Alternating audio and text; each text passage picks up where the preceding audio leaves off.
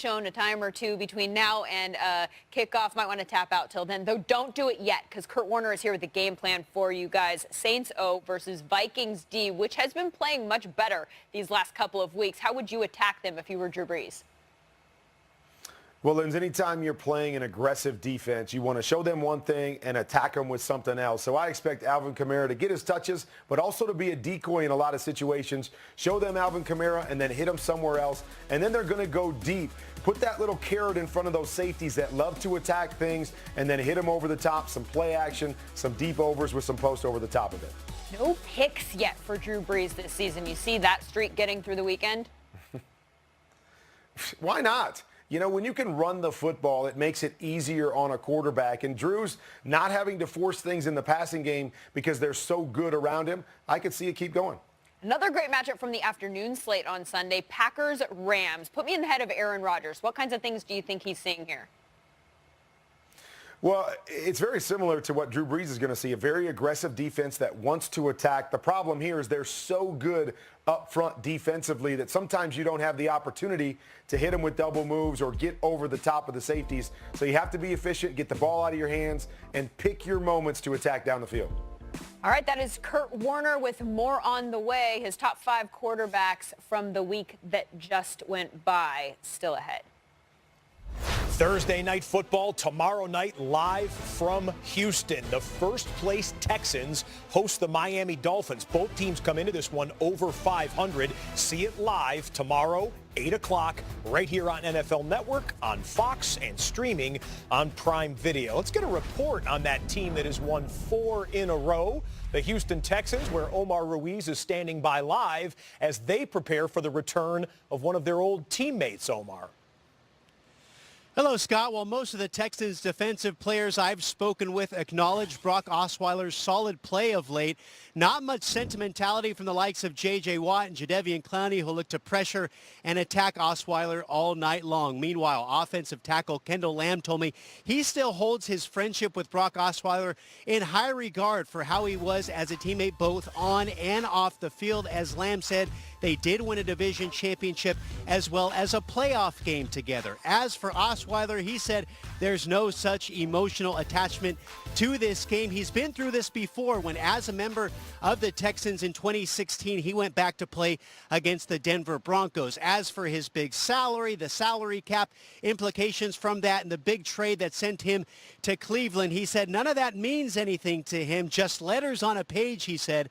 The only letter he's concerned about tomorrow is getting that W. Omar Ruiz live and resisted the Brocktober pun, or the home of the Houston Brockets, I suppose you could have done there as well.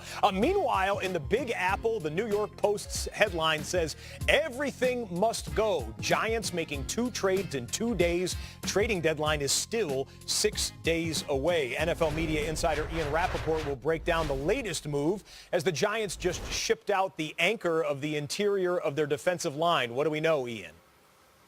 That's right. Damon Snacks Harrison, their big-time free agent pickup a couple years ago, and one of the best defensive players that they have, was traded to the Detroit Lions today in exchange for a 5th-round pick. Now, does not sound like much for the Giants, but just remember he was due $4.5 million, which is a lot for a player who is nearly 30 years old, and clearly for the Giants, this signals they're more than willing to part ways with some of their former big-time free agent signings, especially on defense.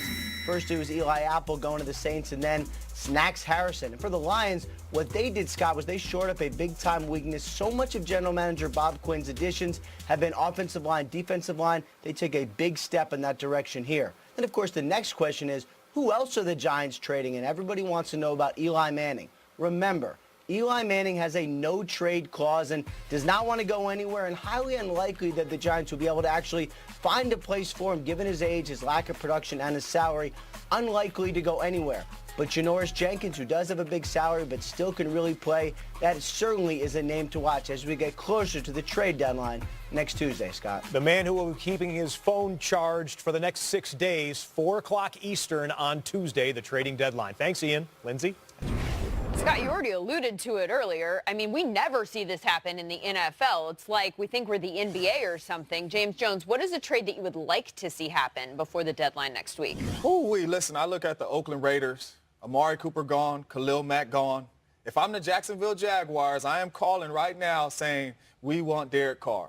And I say that because our defensive core is under contract for the next 2 years and more. If we get a franchise quarterback that can help us win ball games, we can possibly win a Super Bowl. I am calling every single day on Derek Carr, trying to get him over here to our team so we can make a push. You like him for that team better than Eli? Absolutely. When I look at Eli Manning, I see Odell. I see Saquon in the backfield. I see Sterling Shepard. You got Ingram at the tight end. A lot of playmakers around him, and he's still not playing well. So why bring him over there to Jacksonville with not the same amount of playmakers?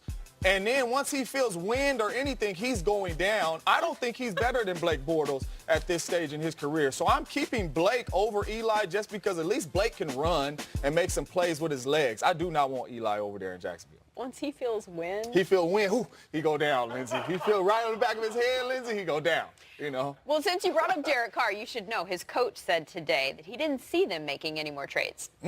He also said that he didn't think that he would trade Mack or Cooper when he took the job, but that things changed. So take that for what it's worth. Also, take this for what it's worth. This is Carr's response to all of this earlier today. My brother told me when I came to the NFL, if they cut Peyton Manning, they're going to cut you someday too. And so that's always a realization for anybody in our locker room. We all have to show up and give our best on the practice field, the meeting room, and all those kind of things to make sure we're around, you know, for the long haul. And so, but to be honest with you, I'm quarterback here today. I have confidence I'll be here tomorrow. And when we turn this around, I'm very confident I'm going to be here when we do that as well. Patrick Peterson, also the subject of trade speculation recently, essentially confirmed today that he did in fact ask for a trade. When asked why, he told reporters, "You see the record."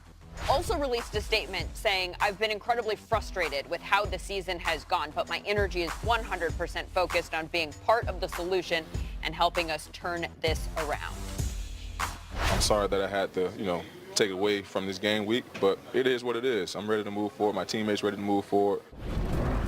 Josh Rosen asked about that yesterday at an education event in Phoenix, said it was none of his business.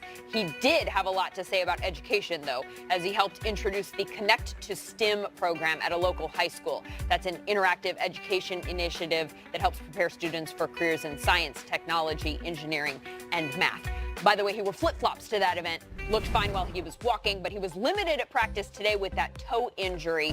Kenny Stills ruled out in Miami. Same for Dalvin Cook in Minnesota. Cooper Kupp doubtful for the Rams, according to Sean McVay. Kiki Cutie out for the Texans this week, and Derek Barnett out for the season for Philadelphia.